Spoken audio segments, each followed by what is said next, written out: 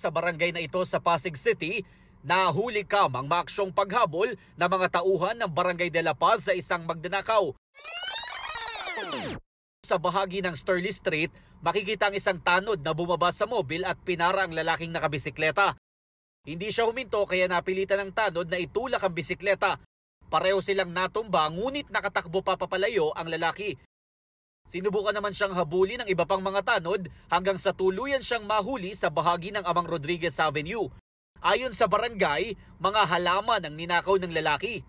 Sa bahagi ng Camia Street, makikita ang suspect na biglang nag-U-turn. Ipinarada ang kanyang bisikleta at maya-maya, dali-dali na niyang isinalansa ng mga halaman sa kanyang bisikleta. Tagad daw nakita ng mga CCTV operator ng barangay ang ginagawa ng suspect. Agad itong sinet up yung mga BSF natin na mga nasa area para ma-corner itong tao.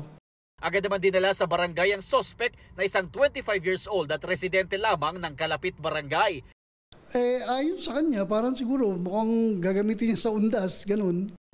Dahil nag-aano rin siya, naghahalaman din siya, marunong siya sa halaman, kaya alam niya kung ano yung kukunin niya. Nabawi naman sa suspect ang mga halaman na ninakaw niya at ang bisikleta na inaalam kong nakaw din. Nasa kustodiya na ng Pasig City Police Station ang suspect. Tumanggi siyang magbigay ng pahayag sa kamera pero sinabing ibebenta niya sana ang mga ninakaw na halaman. Para sa GMA Integrated News, Jomer Apresto, nakatutok 24 oras.